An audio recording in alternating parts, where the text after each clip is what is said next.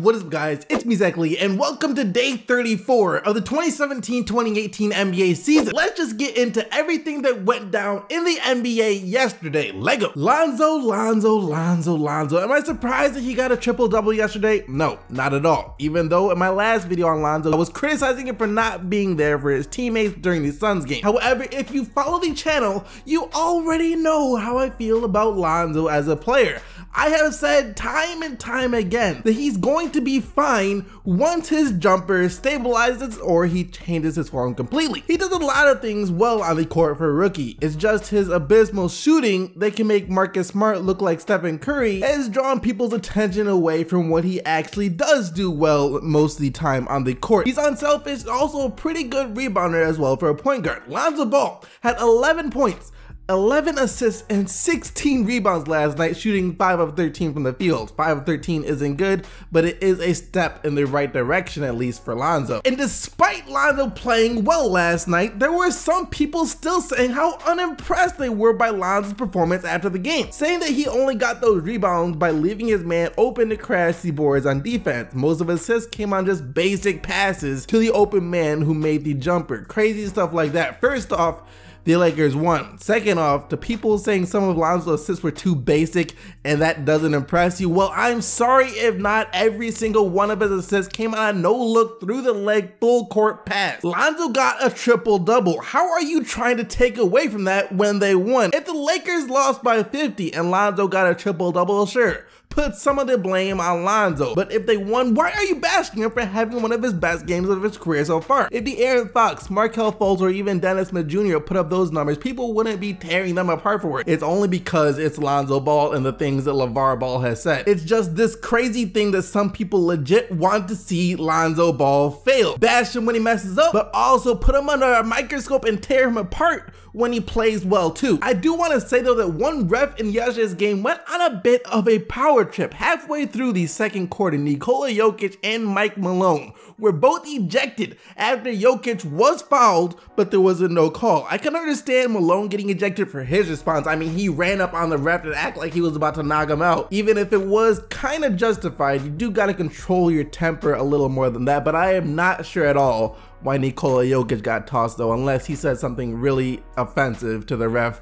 But it's not even like he was screaming or anything. He was just pleading his case and boom, he's out of here too.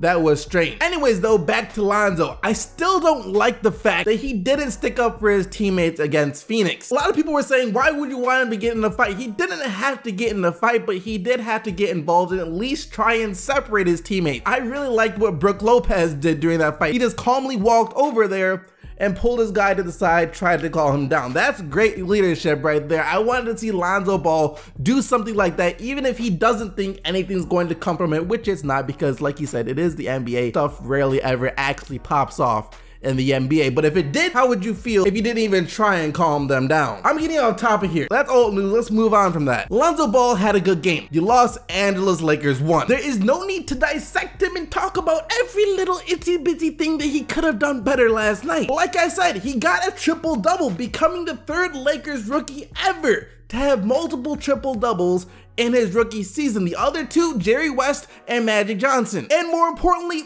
the Lakers won the game. What else is there to say? The Detroit Pistons found themselves down 11 to the Wolves in the second half, playing their last game of this 3-game road trip, and they had a couple of tough losses in the other games on the road trip, and a close one in Milwaukee, and an upsetting comeback loss against the Indiana Pacers. And after this game, Andre Drummond, who came up big time with 20 points and 16 rebounds, said that he just wanted to win this game more than anything else and wasn't going to let the team lose. But it wasn't just him that had that mindset. It appeared that Reggie Jackson had it too. In the final minutes of the fourth quarter, Reggie Jackson carried the offense for Detroit, scoring 9 points while also setting up Andre Drummond for an easy bucket. But not even that would have been enough on its own, as with 6 seconds left of the game and the Pistons up 3, Avery Bradley fouled Jimmy Butler from deep. Broke the #1 rule, never foul a jump shooter, especially with the game on. Just a terrible foul. Butler stepped to the free throw line and knocks down the first 2 free throws. Then, as the ref is about to pass him the ball so he can attempt his third, Reggie Jackson shows that he'll stoop as low as he needs to make sure that the Pistons get the win. So he interrupts Jimmy Butler's free throw process by acting like he had to tell Stanley Johnson something important. You know, try to throw out Butler's groove a little, and it actually worked. Butler missed the 3rd free throw. Pistons get the rebound and the win 100-97. Jimmy Butler finished with 26 points, 10 rebounds, and 5 steals on the night. After the game though, he insisted that Reggie Jackson had nothing to do with him missing that free throw. Purposely tried to interrupt your rhythm. Did you think you did? Nah, I just missed one.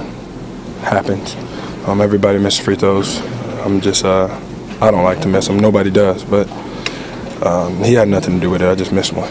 Now, maybe he did, maybe he didn't, but if you watched it and saw the look on Jimmy Butler's face when Reggie Jackson interrupted him like that, you could tell that he knew what Reggie Jackson was trying to do. Gotta win at all costs. I think the Brooklyn Nets got the message about the Golden State Warriors in the 3rd quarter because they saved everything they had for Golden State in the 2nd half. Normally, it's the Warriors who come up huge after the break, but this time, Brooklyn took everyone by surprise to outscore the Warriors 42-34 in the 3rd period. But like I said, they saved everything they had for the 2nd half and didn't try much in the 1st half. Look, they did the opposite of what other teams have been doing. You do have to try extra hard in the 3rd, but that doesn't mean that you can spot the Golden State Warriors a 22-point lead heading into the break. You ain't coming back from that. And the Nets didn't, despite their great 3rd quarter play. The Dubs get the win in this one, 118-111, without Kevin Durant, who was out with a sprained ankle. Stephen Curry, though, picked up right where he left off in the Warriors' last game against Philly, as he torched the Nets for 39 points,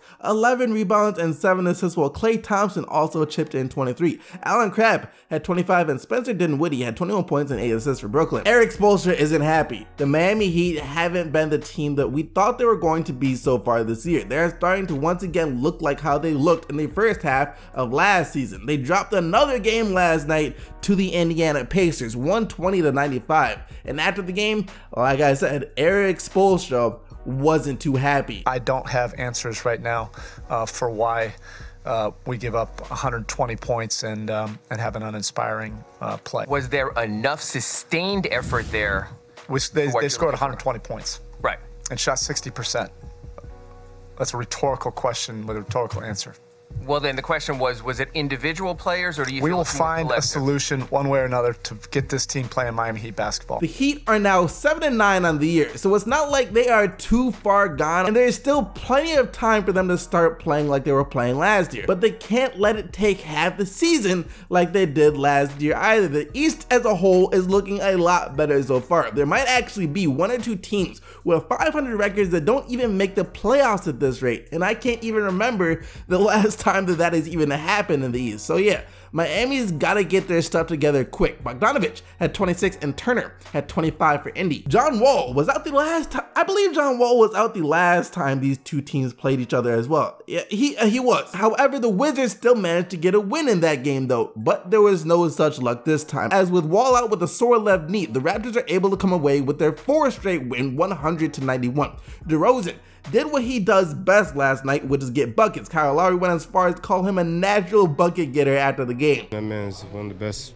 players in the NBA, man. And, you know, it don't matter if he shoot threes or not, he's still gonna get you buckets, and that's what he do. He's a natural bucket getter. That's facts. I can't even really argue with that. I don't think anyone can. 33 points, 8 rebounds, and 6 assists for him, while Bradley Beal had 27 for the Wizards. Someone else who will be considered a natural bucket getter sooner or later in his career will be Lauri Markkanen, a straight up amazing surprise so far this year, and will be a great player for Chicago for many years to come. But still, the Chicago Bulls just started the rebuilding process, so we can't expect them to win too many games at all, as they fell to the Phoenix Suns last night, 113-105. Markkanen did have 26 points and 13 rebounds, but TJ Warren scored 27 for the Suns. Also, I just want to say that I know people have already written him off as a bust, but Chris Dunn hasn't been terrible for the Bulls so far this year either. He had 17 points and 6 assists last night and is averaging 11 points, 4 assists, and basically 5 rebounds and 2 steals on the year in 26 minutes per game. That wraps up all the action from last night, though. You guys can go vote for the player of the day by following the link down in the description box below. Just remember that only players whose team won are eligible to win player of the day. And yesterday, you guys selected Stephen Curry and his 35 points, 5 rebounds, and 5 assists as the player of the day. But thank you guys so much for watching. Make sure to let me know what you think about everything that happened yesterday down in the comment section below,